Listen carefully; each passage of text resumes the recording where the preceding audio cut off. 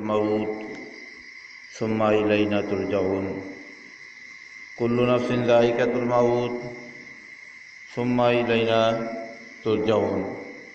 প্রত্যেকটা মানুষের, প্রত্যেকটা প্রাণীর মৃত্যুর শরবত পান করিতে হইবে এবং মানুষ জাতি ও জিন জাতির পুনরায় আবার জীবিত হয়ে আল্লাহ রাব্বুল আলামিনের দরবারে হিসাব দিতে হইবে। যে আমরা দুনিয়ার বুকে আজ কী করতেছি, আমরা এখন কোন কাজের ভিতরে লিপ্ত রয়েছি, কে কী আমল করতেছি, সমস্ত হিসাবগুলো আল্লাহর কাছে দিতে হবে। এমন একদিন আসবে আমি আপনি এমন ঘুম ঘুমাই যাব যেই ঘুম ইসরাফিল আলাইহিস সালাতু ওয়াস সালামের সিংহা ফুঁকের আগে আর ভাঙবে না।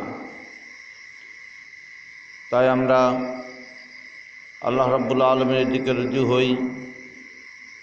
আলিমুল গায়বি ওয়াশ শাহাদা, গায়বী খবর একমাত্র আল্লাহ রাব্বুল আলামিন জানেন।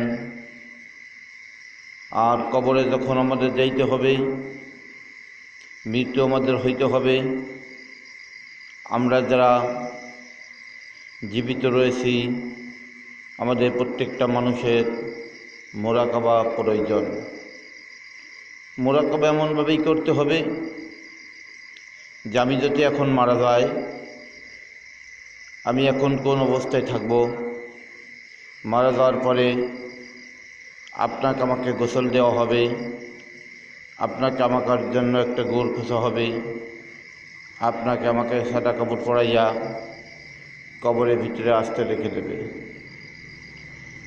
তো কবরে আমাদের যাইতে হবে, কবরের হিসাব নিকাশ আমাদের দিতে হবে। কবরে যাওয়ার আগেই আমরা কবরে যাওয়ার চেষ্টা করি।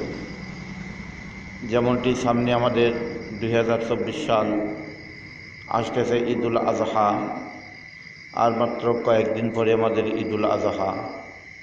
মুসলমানের খবর নেই, মুসলমানের নামাজ নেই, মুসলমানের রোজা নেই, মুসলমানের হজ নেই, যাকাত নেই, তবে কোরবানি করার জন্য সব প্রস্তুতি হইতেছে।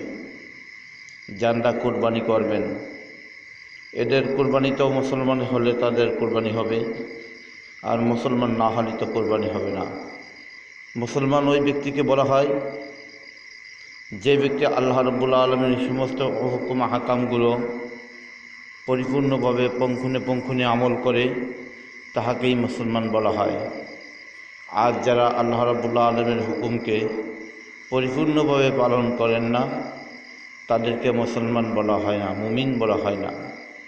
তা আমাদের মুমিন এবং মুসলমান হতে হবে, তারপর কোরবানির জন্য আমাদের প্রস্তুতি হতে হবে। কোরবানি করার আগেই আমাদের একটা কোরবানি রয়েছে, যেই কোরবানির ভিতরে আমাদের খোঁজ করতে হবে। সুদ, ঘুষ, এই সমস্ত টাকার থেকে আমাদের পবিত্রতা থাকতে হবে। যারা সুদ খান, ঘুষ খান, এদের সঙ্গে কোরবানি সঠিকভাবে চলবে না, তাদের সাথে কোরবানি হবে না। এই জন্য সুদ ঘুষের থেকে আমাদের হেফাজত থাকতে হবে।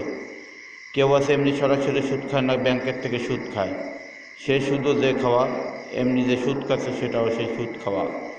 এই জন্য সুদের থেকে আমাদের মুক্ত থাকতে হবে। আল্লাহ সেই তৌফিক দান করুক, আমিন।